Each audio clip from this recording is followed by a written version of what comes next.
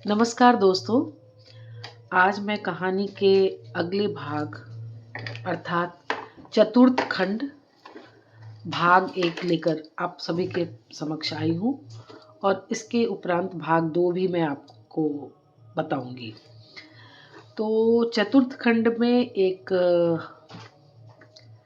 नए पात्र की एंट्री होती है और कुछ पुराने पात्रों की भी पुनरावृत्ति होती है या पुनः वो इसमें दिखलाई पड़ते हैं।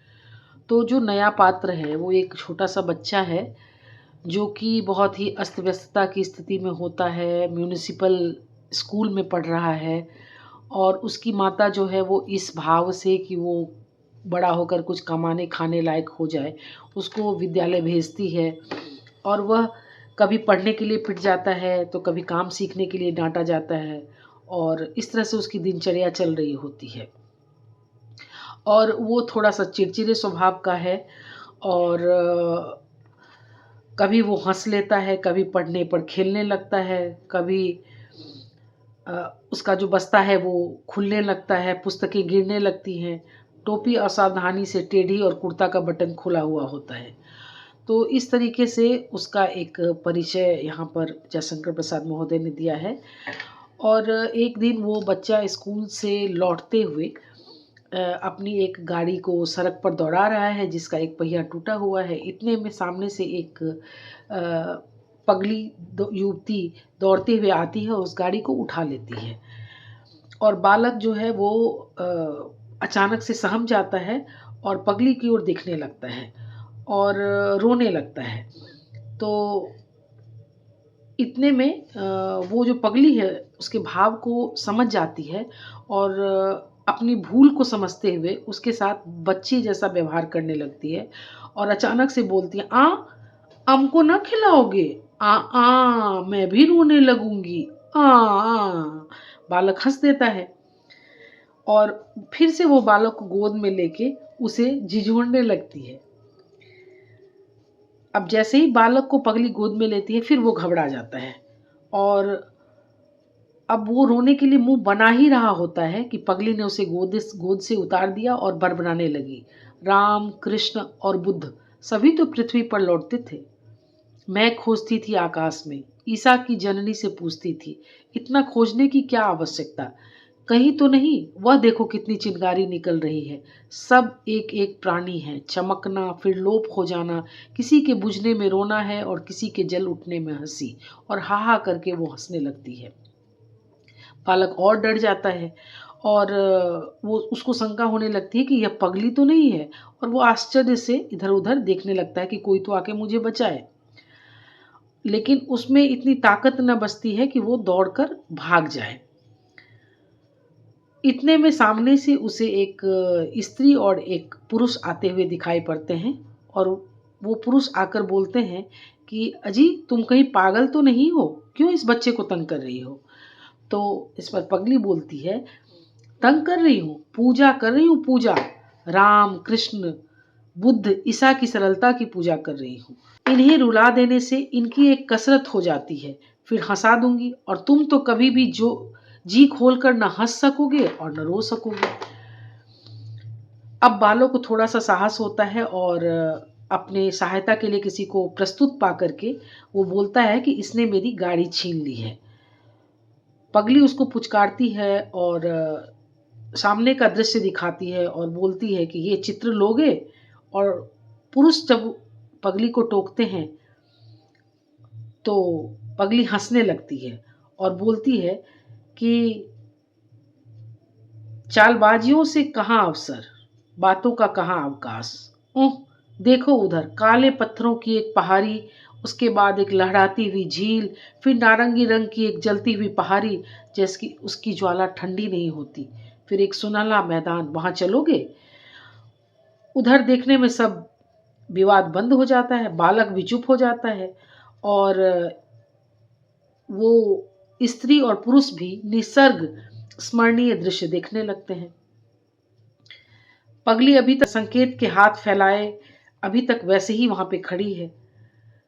पुरुष जो है वो पगली को देखकर दया भाव में उसको देखते हैं और उसके कृशकाय शरीर, उसकी क्षुधा से पीड़ित आँखों को देखकर उन्हें बहुत दया आती है और वो अपने साथ आई हुई स्त्री को बोलते हैं, किशोरी इसे कुछ खिलाओ। किशोरी अब तक उस बालक को देख रही थी। अब श्रीचंद का ध्यान भी उसकी ओर गया और बालक जो है वह पगली की उस उन्मत्त क्रीड़ा से रक्षा पाने के लिए विश्वासपूर्ण नेत्रों से दोनों को देख रहा होता है। श्रीचंद उसको गोद में उठाते हुए कहते हैं, चलो तुम्हें मैं गारी दिला दूं। किशोरी पगली से पूछती है कि तुम्हें भूख लगी है, कुछ खाओगी? इतने में एक पंडा जी आ जाते हैं और वो बोलते हैं कि बाबूजी आप कब से यहाँ फंसे हैं और ये बच्चा तो चाची का पालित पुत्र है, क्यों रे मोहन? और उसको बोलते हैं कि अब तू स्कूल भी जाने लगा है और उसको मोहन को अपनी गोद में लेने की कोशिश करते हैं पंडा जी, लेकिन श्रीचंद की गोद से वो बच्चा नहीं आता और इतने में ही ये सब चल रहा होता है। इतने में चाची सामने से दौड़े हुए आती है और मोहन को बोलती है कि कब से मैं तुझको खोज रही हूँ और तू बड़ा दुष्ट है, कहती हुई और श्रीचंद से उसको गोद में लेने की कोशिश करती है और वो पगली जो है वो दौड़ कर भागती है बिना यह देखे कि सड़क में कहाँ गड्ढा है, कंकर है या पत्थर है, और बदहवास सी भागती हुई वो आगे जाकर गिर जाती है और गिर करके वो गहरी चोट लगने के कारण मूर्छित हो जाती है। उसको गिरते देखकर श्रीचंद, किशोरी, पंडा जी और चाची जितने भी लोग थे वो सारे लोग उसके पास जाते हैं और श्रीचंद पंडा जी से कहते हैं कि ये बेचारी दुखिया है, इसकी सेवा होनी चाहिए।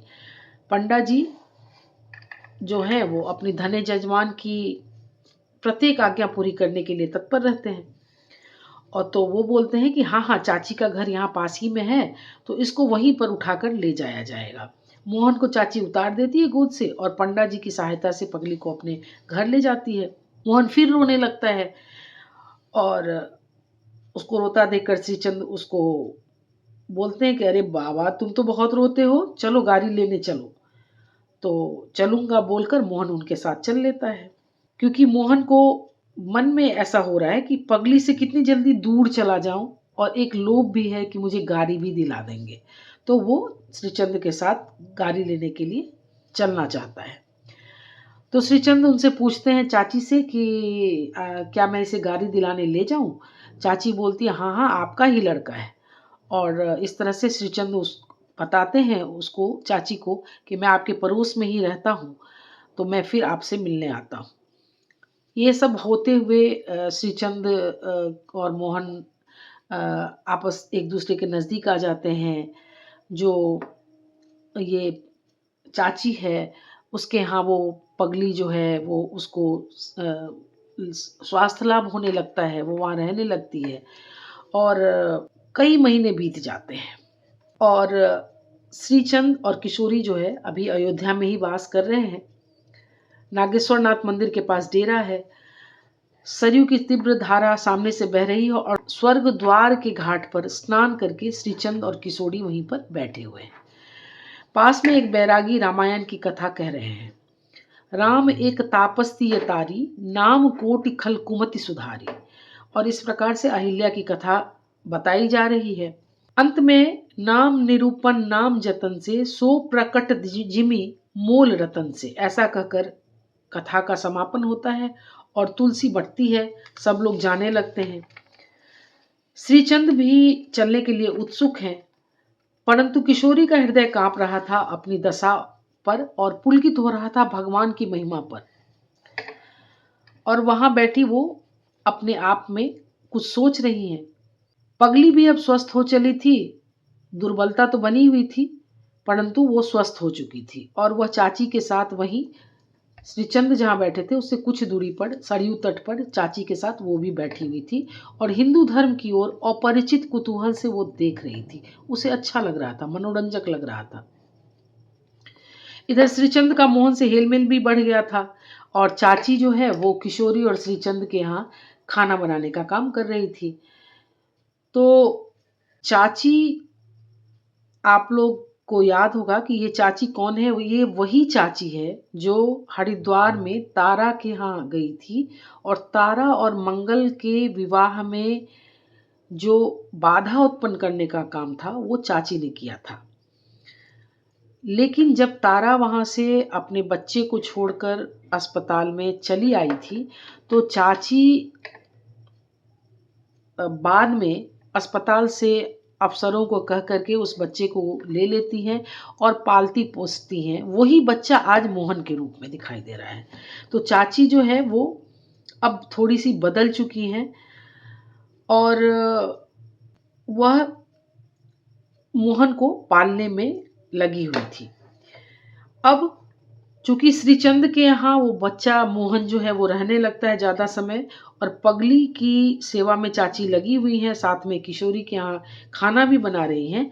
तो एक दोनों तट पे बैठे हैं पगली और चाची और उसी वक़्त एक अंधा भिखारी लाठी टेकता हुआ वहाँ आता है और लाठी रख देता है और वहाँ बैठ जाता है और बोलने लगता है, भीख दो बाबा, इस जन्म में कितने अपराध किए हैं, हे भगवान, अभी मौत भी नहीं आती। चाची चमक कर आश्चर्यचकित होकर उसकी तरफ देखने लगती हैं। अचानक से पगली बोलती है, अरे तुम मथुरा से यहाँ भी आ पहुँचे? तो उस साधु ने, उस बाबा ने कहा कि तीर्थों में घूमता हूँ बेटी, अपना प्रायश्चित करने के लिए, दूसरा जन्म बनाने के लिए, इतनी ही तो आशा है।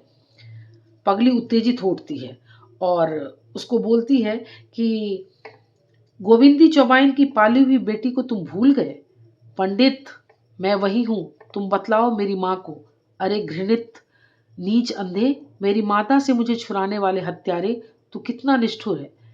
अब वो जो बाबा है वो अचकचा जाता है और बोलने लगता है, क्षमा कर बेटी, क्षमा में भगवान की शक्ति है, उनकी अनुकंपा है। मैंने अपराध किया था, उसी का तो फल भोग रहा हूँ। यदि तू सचमुच वही गोविंदी चौपाइन की पाली हुई लड़की है तो तू प्रसन्न हो जा। अपने अभिशाप की ज्वाला में मुझे जलता देखकर प्रसन्न हो जा। बेटी, हरिद्वार तक तो तेरी माँ का पता था मुझे, पर मैं बहुत दिनों से नहीं जानता कि वह अब कहाँ है, नंदो कहाँ है। यह बताने में अब अंधा रामदेव असमर्थ है बेटी। रामदेव नाम सुनते ही चाची उठकर सहसा उस अंधे को हाथ पकड़ लेती है और बोलती है, रामदेव। रामदेव ने एक बार अपनी अंधी आंखों से देखने की भरपूर चेष्टा की, फिर विफल होकर आंसू बहाते हुए बोला, नंदो का सा स्वर सुनाई देता है। नंदो, तुम ही हो, बोलो, हरिद्वार से तुम यहाँ आ गई हो। हे राम, आज तुमने मेरा अपराध क्षमा किया। नंदो, यही तुम्हारी लड़की है। रामदेव की फूटी आंखों से आंसू बहने लगे थे।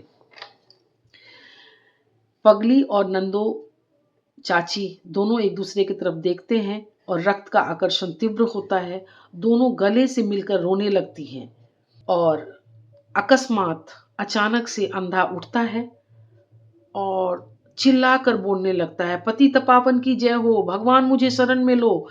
अब तक उसे सब लोग देखने लगते हैं और वह सरयू की प्रखर धारा में बहता हुआ, डूबता हुआ दिखाई पड़ता है। उसने जल समाधि ले ली थी। घाट पर हलचल मच गई है। किशोरी कुछ व्यस्त हो गई और श्रीचंद भी इस आकस्मिक घटना से चकित से हो रहे हैं। अब एक प्रकार से यह निश्चित हो गया कि श्रीचंद मोहन को पालेंगे और दत्तक रूप से ग्रहण भी करेंगे। चाची भी संतोष में थी कि मोहन को धनी होने का वक्त आ गया है और उसको अपनी बेटी भी मिल गई थी। और किशोरी को ये पता चलता है कि हाँ, इस चाची को उसकी बेटी मिल गई है, लेकिन वह पगली को पहचान नहीं पाती है कि यह कौन है। और किशोरी अपने ही दुख में, अपने ही आप कह सकते हैं अंतर्दर्शन में वो व्यस्त रहती हैं कि कहाँ मेरा विजय था, अपना पुत्र, और कहाँ मैं इस बच्चे को गोद लेने वाली हूँ। और इस द्वंद्व में उनका समय गुजरता जा रहा था और किशोरी एकांत में रोती रहती हैं। अचानक एक दिन सभी का प्रोग्राम बनता है। ये निश्चित होता है कि अब सारे लोग अयोध्या से काशी की ओर चलें। पगली न चाहते हुए भी इन लोगों के साथ काशी आ जाती है और काशी में इन लोगों का डेरा किशोर और श्रीचंद के यहाँ ही रहता है। तो पगली सोचती है कि मुझे ये लोग ना पहचाने, इसलिए वो लंबा घूंघट करके हमेशा रहती है। एक दिन अचानक किशोरी पारिजात के पास बैठी हुई अपने अतीत चिंता में निमग्न थी। नंदों के साथ पगली स्नान करके लौटती है और अपना चादर हटाकर रखती है। तो गोविंदी चौबाइन के बारे में चाची पूछती है कि तुझे चौबाइन किस नाम से पुकारती थी बेटी? वह क्या कौन सा प्यारा नाम है, मुझे भी तो बता। तो वो बोलती है कि माँ मुझे चौबाइन घंटी के नाम से बुलाती थी। घंटी शब्द सुनते ही किशोरी चौंक जाती है और वो आंख गड़ाकर देखने लगती है। बोलती है क्या कहा, घंटी? वो बोलती है कि हाँ बहू जी, वह वृंदावन वाली घंटी। किशोरी आग आग से लाल हो जाती है, भभक उठती है और चिल्लाने लगती है, निकल जा डायन, मेरे विजय को खा जाने वाली डायन। नंदो तो पहले एक बार आश्चर्यचकित रहती है कि ये क्या बात हुई भला, स्तब्ध रहती है वो। लेकिन फिर वो उसे गुस्सा आता है और वो बोलती है, मुंह संभाल कर बातें करो बहू जी, मैं तुम्हारी ये सब बातें नहीं सुनूंगी। और किशोरी बहुत क्रोध में आती है और नंदो चाची के हिसाब की बात पर अलमारी से निकालकर नोटों की गड्डी उसके सामने फेंक देती है और नंदो चाची और घंटी दोनों गठरी लेकर वहां से चले जाते हैं। किशोरी उनको रुकने के लिए एक बार भी नहीं बोलती है। अब किशोरी का जो हृदय है वो नवागंतुक कल्पित संतान से विद्रोह तो कर ही रहा था। वह अपना सच्चा धन गंवाकर इस दत्तक पुत्र से मन भुलावने में असमर्थ थी। अब वो सोच रही है, छटपटा रही है, महसूस रही है अपने मन को और बोलती है कि धर्म के विधान से दत्तक पुत्र उसका अधिकारी था और विजय नियम के विधान से निर्वासित मृतक तुल्य। अब जब कहानी के अगले चरण में हम आते हैं तो वहाँ पर जयशंकर प्रसाद जी ने दिखाया है कि मंगलदेव की पाठशाला जो टेकरी पर थी उसके दो विभाग हो गए हुए हैं। लड़कों का जो विभाग है उसको मंगलदेव पढ़ाते हैं और लड़कियों का जो विभाग है उसकी शिक्षा का प्रबंध गाला करती है। और गाला बहुत चिंतित रहती है कि पाठशाला में पढ़ाए जाने वाले जो पाठ्यक्रम हैं वो बड़े असंबद्ध हैं। मनोविकास में सहायक होने के बदले वो भार हो जा रहे हैं बच्चों की मस्तिष्क पर। और वो यही सब सोचती है कि इतने में मंगल आता है कहीं से। तो गाला पूछती है कि तुमने कई दिन लगा दिए? तो मंगल बोलता है कि हाँ, आश्रम की एक स्त्री पर हत्या का भयानक अभियोग था, गुरुदेव ने उसकी सहायता के लिए बुलाया था। तो गाला पूछती है कि तुम्हारा आश्रम हत्यारों की भी सहायता करता है? मंगल बोलते हैं नहीं गाला, वह हत्या उसने नहीं की थी, वस्तुतः एक दूसरे पुरुष ने की, पर वह स्त्री उसे बचाना चाहती है। क्यों? गाला पूछती है। तो मंगल बोलते हैं कि यही तो मैं समझ न सका। गाला बोलती है तुम न समझ सके, स्त्री एक पुरुष को फांसी से बचाना चाहती है और इसका कारण तुम्हें समझ में न आया, इतना स्पष्ट कारण? तो मंगल बोलता है तुम क्या समझती हो, तुम्हें क्या समझ में आ रहा है? तो गाला बताती है कि स्त्री जिससे प्रेम करती है उसी पर सर्वस्व वार देने को प्रस्तुत हो जाती है। यदि वह भी उसका प्रेमी हो तो स्त्री वय के हिसाब से सदैव शिशु, कर्म में वयस्क और अपनी असहायता में निरीह है। विधाता का ऐसा ही विधान है। मंगल गाला के कथन में एक सत्य का अनुभव करने लगता है और वो बोलता है कि तुम स्त्री मनोवृत्ति को अच्छी तरह समझ सकती हो, परंतु संभव है यहाँ भूल कर रही हो। सब स्त्रियां एक ही धातु की नहीं होती। और उसकी कहानी वो यमुना की कहानी जो है वो उसको बताता है कि वो पहले किसी एक पुरुष पर विश्वास करती है, उस पुरुष ने उसको धोखा दिया है, फिर किसी न किसी तरीके से वह दूसरे पुरुष के पास जब आती है तो वो पुरुष भी उसका फ़ायदा उठाने की कोशिश करता है। तो वो फिर वहाँ से आगे बढ़ती है, आश्रम छोड़ने के लिए बाध्य होती है और संघ की छाया में दिन बिता देना निश्चित करती है। लेकिन एक दिन वो अचानक से देखती है कि वही दूसरा पुरुष हत्या करके फांसी पाने की आशा में हठ कर रहा है। तो वो उसको वहाँ से हटा देती है और वो उस हत्या का जो आरोप है वो अपने सिर पर ले लेती है। और जब पकड़ा जाती है तो वो हत्या तो वो की नहीं है, लेकिन उसने स्पष्ट स्वीकार नहीं किया है, परंतु शासन को तो एक हत्या के बदले दूसरी हत्या करनी है। तो न्याय को यही समीप मिली, उसी पर अभियोग चल रहा है। तो वो उसको बताने की कोशिश करता है। गाला ने एक दीर्घ निश्वास लिया और उसने कहा, नारी जाति का निर्माण विधाता की एक झुंझलाहट है मंगल, उससे संसार भर के पुरुष कुछ लेना चाहते हैं। एक माता ही कुछ सहानुभूति रखती है, इसका कारण है उसका भी स्त्री होना। हाँ, तो उसने न्यायालय में अपना क्या वक्तव्य दिया मंगल? तब मंगल उसको बताता है कि उसने वहाँ न्यायालय में अपना अभियोग खुद ही वक्तव्य दिया है और अपना अभियोग जो है वो खुद ही वो लड़ रही है। तो वो कहता है कि पुरुष स्त्रियों पर सदैव अत्याचार करते हैं। कहीं नहीं सुना गया है कि अमुक स्त्री ने अमुक पुरुष के प्रति ऐसा ही अन्याय किया, परंतु पुरुषों का यह साधारण व्यवसाय है। स्त्रियों पर आक्रमण करना, जो अत्याचारी है वह मारा गया। कहा जाता है कि न्याय के लिए न्यायालय सदैव प्रस्तुत है, परंतु अपराध हो जाने पर ही विचार करना उसका काम है। उस न्याय का अर्थ है किसी को दंड दे देना, किंतु उसके नियम उस आपत्ति से नहीं बच सकते। तब सरकारी वकील कहते हैं कि न्याय को अपने हाथ में लेकर तुम दूसरा अन्याय नहीं कर सकते, परंतु उस एक क्षण की कल्पना कीजिए कि उसका सर्वस्व लूटा चाहता है और न्याय के रक्षक अपने आराम में है। वहां एक पत्थर का टुकड़ा ही आपत्तिग्रस्त की रक्षा कर सकता है। तब वो क्या करे? उसका भी उपयोग ना करे। यदि आपके सुव्यवस्थित शासन में कुछ दूसरा नियम है तो आप प्रसन्नता से मुझे फांसी दे सकते हैं, मुझे और कुछ नहीं कहना है। इतना कह के वो चुप हो जाती है। न्यायाधीश दांतों तले ओठ दबाए चुप थे। साक्षी बुलाए गए हैं। पुलिस ने दूसरे दिन उन्हें ले आने की प्रतिज्ञा की है। गाला फिर भी अपने बात पे अटल रहती है कि मेरा यही कहना है कि वो स्त्री अवश्य ही उस युवक से प्रेम करती है जिसने हत्या की है।